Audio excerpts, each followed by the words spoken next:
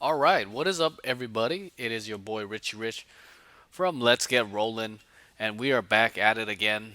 This time with the Orks 9th edition Stratagems. Stratagems have seen a huge change from 8th to 9th edition. In 8th edition, I feel like Stratagems had a bigger role in the Orc army. In 9th edition, it seems like Stratagems are going to be more situational and used on a more case by case basis.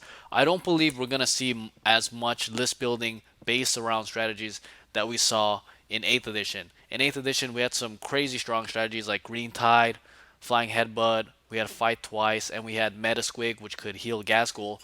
But in 9th edition, those sort of stratagems actually seem to be over, and these stratagems seem to be a little more situational, and a lot more of the stratagems seem to be more specific to certain categories of units. Originally, I was gonna make a review video of the stratagems, but I think it's actually better to talk about the stratagems and see any strategies that can be used with them as opposed to ranking them, because I think right now in the meta it's way too early to rank them, and I think that just due to the nature of stratagems getting kind of toned down a bit, essentially there's just going to be times where you're going to want to use certain stratagems and times where you're not going to be using other stratagems, as opposed to in 8th edition where like you're always going to use fly and headbutt, or you're always going to be using meta squig if you have a gas. So let's jump right into the first stratagem, which is Kareen. So Kareen, I think this is a great stratagem. So when you use this stratagem, you can actually use this in any phase, and when an orc vehicle in your army, it's not in engagement range and it explodes, it can make a normal move of up to 6 inches. It only costs 2 CP if you have a vehicle, wagon, or a Titanic model using this stratagem. Otherwise, it's 1 CP. So Kreen, I think, is a great addition for the buggy lovers, as this way you're not exploding your own units. That would happen quite a lot in 8th edition, and you can actually move it 6 inches before it explodes. This is kind of cool with trucks too. You could actually get some movement off a truck that explodes. Keep in mind this only applies for vehicles that explode. This would have been absolutely nuts if it worked on vehicles that just get destroyed. Overall, I think this is a stratagem that we're going to see often, and I think it's a good stratagem.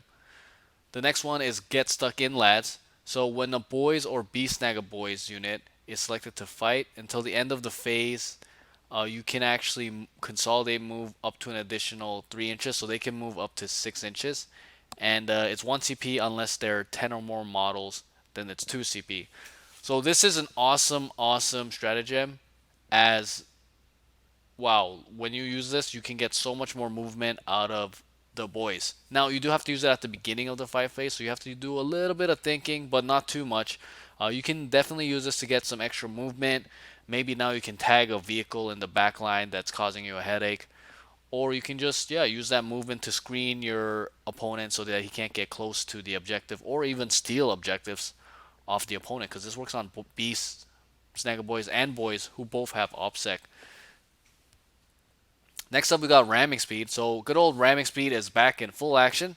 So ramming speed, you roll 3d6, and when that unit finishes a charge on a 2 plus of a d6, that unit suffers d3 more wounds. So good old ramming speed is back. Definitely gonna see this a lot. Ramming speed was awesome for the people running vehicles, and I'm kind of surprised to see that the recent orc lists that have been running have not been running the Mega Dread. Maybe the Mega Dread is so overshadowed now by all of the other stuff, but we'll see if that's something that makes a return, as ramming speed is still here, and for now the Mega Dread still is able to reroll one of the, sorry, it rolls an extra d6, making for very reliable deep strike charges. All right, next up we got great. Next up we got gun crazy show offs. So gun crazy show offs. Until the end of the shooting phase, select one flash kits, and it can shoot again, but it has to shoot the closest eligible unit, and that's for 2 CP. So gun crazy show offs, I think it's a neat idea. Maybe if you could use it on any orc, it would have been too strong. I don't think flash kits are gonna see much play. We'll see as the meta develops. Maybe someone will find a way to abuse this stratagem, but for right now, I don't think it's gonna be too relevant, this stratagem, and you won't see it used too much just because flash kits are not used that much. Next up, we got Hit 'em Harder. So Hit 'em Harder, when Mega Knobs fight, they get +1 to the damage. when they're attacking with their power claw or their kill saw, and that's 2 CP. So interesting enough, this used to be 1 CP, and now they've increased it to 2 CP. I do think that this does have its fringe uses, but I don't know. Mega Knobs have not really been seeing too much play, and while the extra damage is pretty relevant, 2 CP is kind of a steep cost. However, if you have a decent amount of Mega Knobs, then that could really add up. If you have basically 5 Mega Knobs, they're hitting on 4s, they've got 3 attacks each. That's about 10. You're getting 5 wounds, so you're adding about 5 extra damage. Essentially 1 damage per Mega Knob by using Hit Martyr. And especially in a game like Warhammer where it's turn based, that could actually be the difference between you capping a point, you doing something really important to set up for the next turn. So if you are in those spots where you need to just kill something real fast, this is definitely the stratagem that you want to use. Now, Tough as a Squig is the next one. This is a good one. So for 2 CP, any Beast Snag infantry, Beast Snag a cavalry, or Beast Snag a monster, when it's the target of an attack until the end of phase, on a wound roll of 1 to 3 against that model, it fails. So that's really good. You're basically giving transhuman to a beast snag infantry, cavalry, or monster. I'm guessing this is most of the time going to be used on boys who need to stay alive, whether it's to fight back and contest an objective. Could definitely see this being used on some beast snag cavalry from time to time as well. But ultimately, this is a nice defensive stratagem to keep some of the beast snaggers, which I think we're going to see squads of 10 rolling around here and there. And so it's as a nice little boost to your defense when you need to pull it out. Next up, we got Breaking Eds. So Breaking Eds. Use this in the morale phase. So you can use it on any clan except Gretchen. So when that clan unit fails, if there is a war boss or knobs within 3 inches, if it fails the morale test, you can just roll D3 mortal wounds, and that morale test is treated as having automatically passed. Break-in heads for 2 CP. I don't know if we're gonna see this too much. There might be sometimes you may want to use this, but again, there's insane bravery for 2 CP. You can just automatically pass the whole test. Of course, that can only be used once per game. That is a generic stratagem that you could use. But Breaking Ed, it's kind of sad. Makes me kind of sad to see this as a 2 CP stratagem when War Boss has had it for free. I do believe there's going to be times where you'd rather use this, but I think the time of big boy squads is over anyways. So I think 2 CP is better off saved. This you might want to use this sometimes where you really, really, really just need to hold an objective, and you don't want to risk. Maybe your unit is under half strength, so you don't want to risk just rolling those ones and twos for failing morale. But breaking heads at that point, I think, would essentially be the same amount of wounds done to your own units as to them fleeing. However, this is mortal wounds, so on multi-wound units that are failing a morale test, this could actually be useful. Like if you have some mega knobs and they're pretty healthy, but there's not a lot of them left, you just break an edge, so you just take some mortal wounds, and the rest of them will be handy dandy. Next up, Orks is never beaten. Alright, so use this in the fight phase when an Ork character model in your army that hasn't fought before is destroyed. So it basically comes back, crumps the heck out of anything, and then it dies. So basically, it's a fight on death. Now, this is going to be awesome. It was awesome in 8th edition. Kind of sad tears, the fact that now you can only use it if the character hasn't fought before. Slight nerf, but at the same time, it's still a very strong stratagem, especially considering the fact that the Ork war bosses and all of the HQ choices and all of the characters in general have gotten a lot stronger. So this is definitely an added plus. I could see why they made it so that they have to have not fought before, as Ork characters in general have just been skyrocketing in their value. Next up is the big a day is. So when a beast snag a war boss from your army is selected to fight until the end of the phase, excuse me, each time a model in that unit makes an attack, you add 2 damage against Titanic. So the big a day is, if you're facing against a Titanic and your beast snag a war boss is there, which most people are running right now, the war boss or the beast boss on the Squigosaur, you're gonna crump the crap out of that Titanic unit. So in the case that your war boss actually gets up close to a Titanic unit, this is a must, especially if you have brutal but cunning. Whoo! You're gonna be putting the smackdown on that Titan. You're gonna be just sending him to Gork and Mork. So the Big Day is definitely something that you want to have in your back pocket if you're facing Titanic units. All right, next up we got extra gubbins and big boss. So these give a character in your orc army. So extra gubbins gives them a relic, and big boss gives them a warlord trait. Pretty standard stuff that we're seeing in most of the modern codexes. Next up, Tide of Muscle. So use a stratagem in your charge phase when you select Ork Core, and they can ignore any any modifiers to the charge roll. So this is awesome because now you are able to charge more consistently. It's only 1 CP. It works on core, so you can use it on bikers. I believe Squighog boys are also core, and you have your regular boys, and I believe commandos and all that stuff are also core. Let me actually look that up real quick. Yeah, so you also got your stuff like tank busters, commandos, burner boys who can all use the stuff, storm boys. Actually, storm boys might not be core. They might actually be. Oh, storm boys are core too. Wow, that's awesome. So you can actually use this on storm boys too. I mean, they have fly, but whatever. So you can use this on storm boys as well because of when you charge during fly, you're actually still have to you're actually still affected by terrain.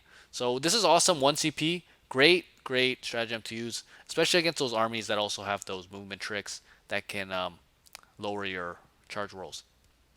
Next up, Unstoppable Momentum. So when you have a knob on Smash a Squig and it finishes a charge move, if there's no enemy models within engagement range, then you can actually have it charge again.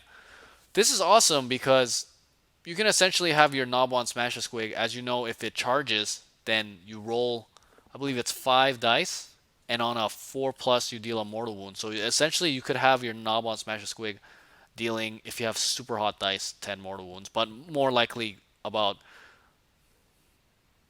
3 to 5 mortal wounds, which is a good amount of mortal wounds on one turn. That's actually insane.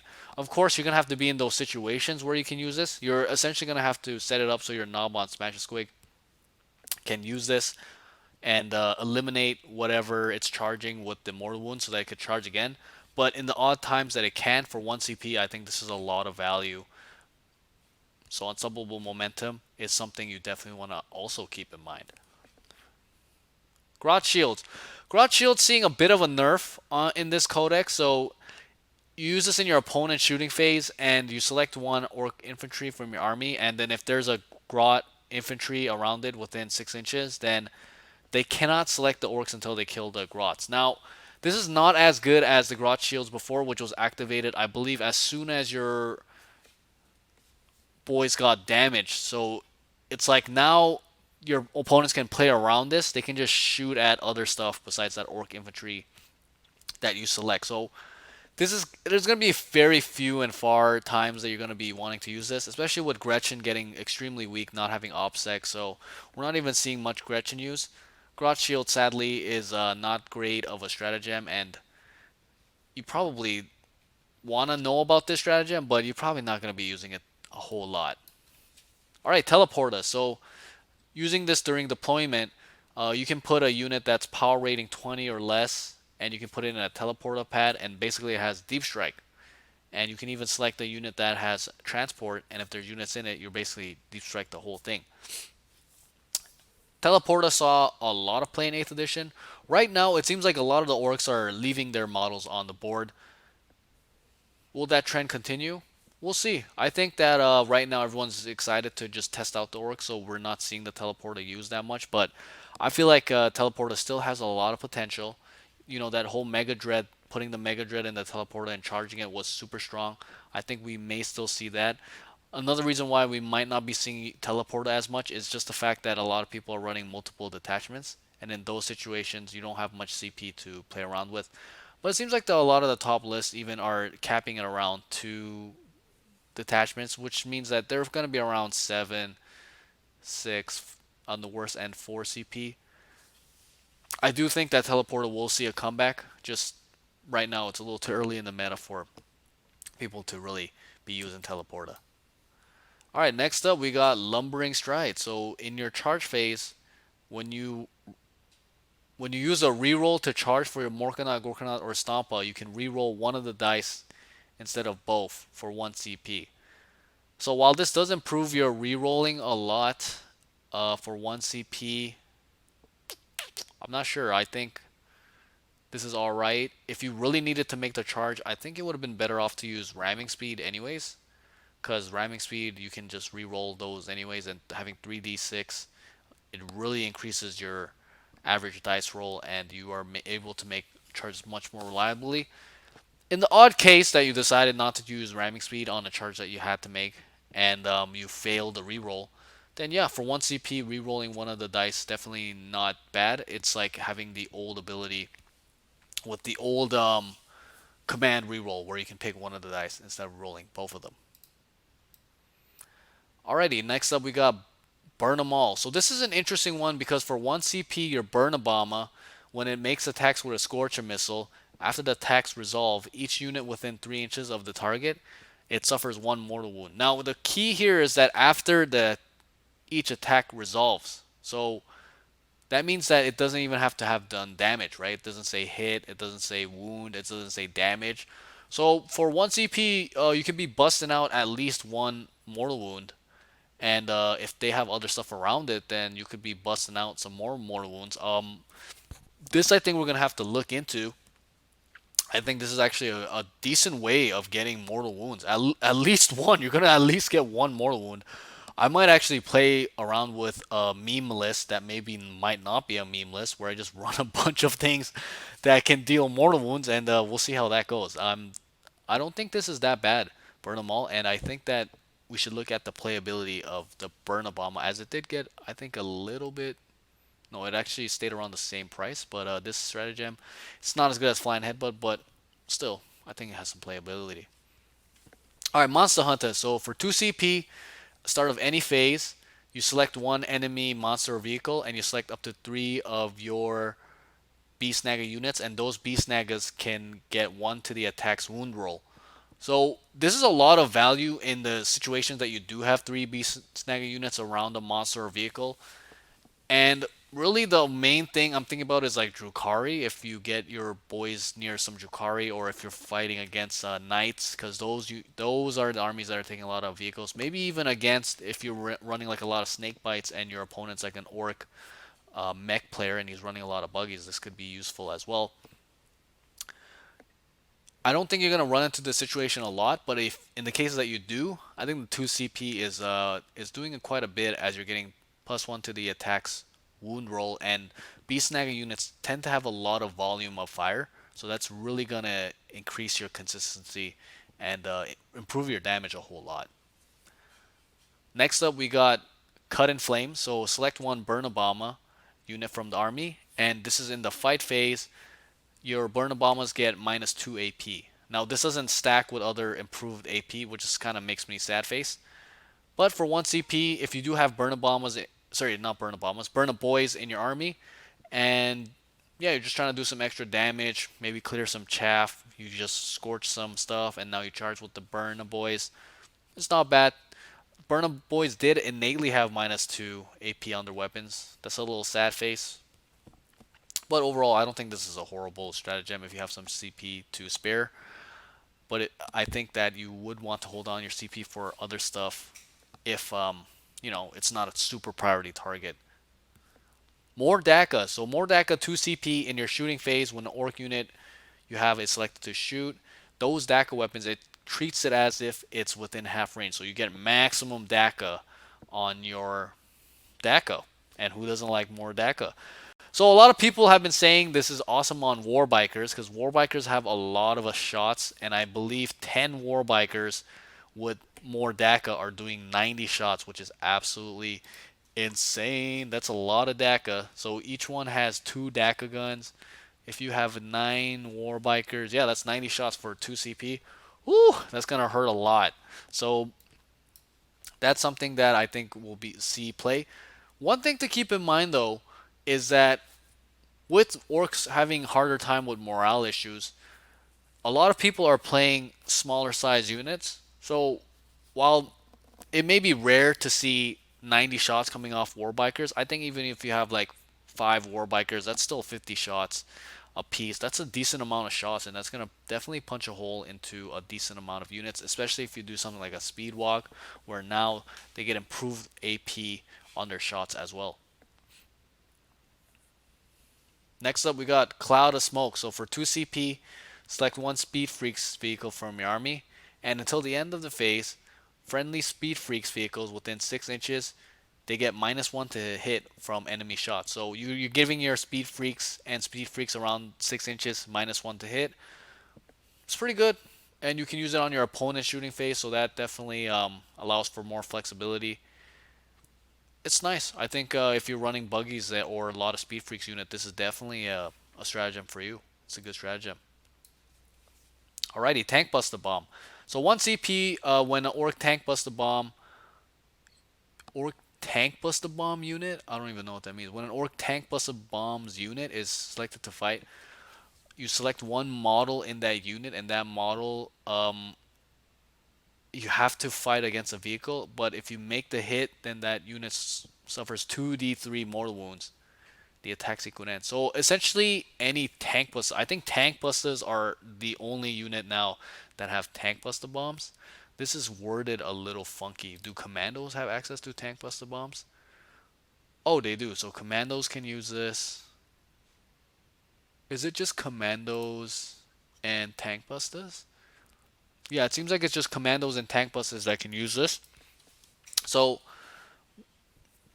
if you do have some commandos or tank busters for 1 CP dealing an average of 4 mortal wounds, if they do hit, of course. So if they do hit, it's not bad at all considering that orcs are hitting on 3 plus. It's worth a gamble, especially 4 mortal wounds for 1 CP. I would take that trade. So that's a good stratagem to use. If especially now everyone's running commandos, so you get some of your commandos stuck in with a vehicle, deal 4 mortal wounds. I'll take that. I'll take that. Snag a grapple. So 2 CP, 1 B snag a unit from your army. Oh, sorry, B snag a boys, and it's the start of your opponent's movement phase. So at the start of your opponent's movement phase, so each time an enemy unit that is within engagement range of that unit and it's selected to move, you roll 1d6. On a 4 plus, that enemy cannot fall back. Oh, wow. So essentially you can give your beast snaggers like the witches, what the witches can do. So the beast snaggers essentially can stop stuff from falling back. This could be really useful if you have like 20 beast snagger boys and they are like in engagement range with a bunch of stuff, and it's like an army that really needs to fall back and shoot, or just a unit or enemies that just don't do well like in close combat. You can force them to stay in combat and they can't fall back.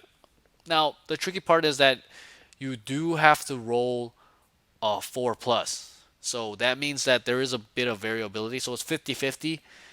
Math hammer wise, just speaking about averages, you're gonna have to stick in at least 2 units for one of them to not be able to fall back for sure. But again, 50% chance is high variance, so there's a chance that your opponent has 4 units that are stuck, but you just have really bad dice rolls and none of them, or sorry, all of them are able to fall back.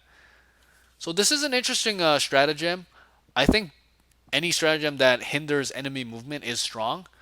I think even if it was like 3 CP and it was like 2 plus, maybe that would be okay. That might be a little too crazy, but it seems well balanced, and I think you will have times where you will want to use the snag of grapple. Next up, we got ground shaker shells. So in this shooting phase, when you select a target for the heavy lava,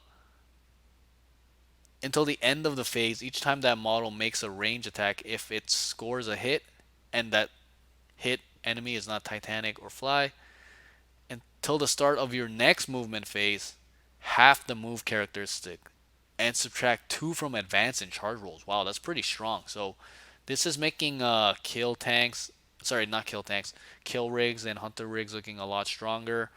Now you're able to slow down their movement for 1 CP. Of course, you have to hit. but you know, it does have a high volume of fire. Let's take a look. Kill rigs have D6, heavy D6, so you're gonna roll 3.5. On average, you should get at least one shot. For 1 CP, I think it's worth the gamble, especially that you're having the movement, and movement is so big in the ninth edition right now. So this is definitely a good stratagem if you're running those kill rigs. Next up, force field booster. So using this at your opponent's shooting phase, so you don't get to use it on your turn. You select one model in your army that has a KFF, a custom force field.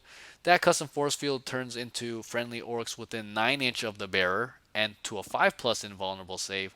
However, that force field at the end of the turn is destroyed and you can't use it for the rest of the battle. You can only use this also once per battle. Interesting trade-off mechanic there. So one thing that I was listening to was the Art of War Down Under podcast with Rich Kilton, where he was discussing potential archetypes of the Orks armies in ninth edition, and he was saying that custom force fields are something that people really look overlooked because of the perception people have about orcs in 8th edition. Essentially, we all got a free custom force field with Death Skulls because everyone had and Death Skulls got a 6 plus invul. Saying how that force field booster is still, sorry, not the force field booster, but the custom force field is still relevant, and that custom force field booster shouldn't be written off. I think as the meta develops, we may see more players being able to be more crafty and being able to squeeze a lot more out of the custom force fields. So that I believe is it. That was the full list of the stratagems. With these stratagems now, they're very dependent on what kind of list you're building, and they're very dependent in game situations.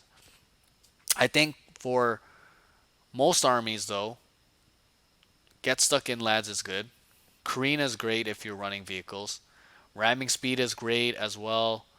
Tough ass squig height is also a good one. It's a really strong defensive stratagem. Orks is never beaten is just amazing. I think everyone's gonna be using that at least several times a game. Extra Gubbin's Big Boss obviously was gonna be a big one. Tide of Muscle I think is also a good one that we're gonna see a lot.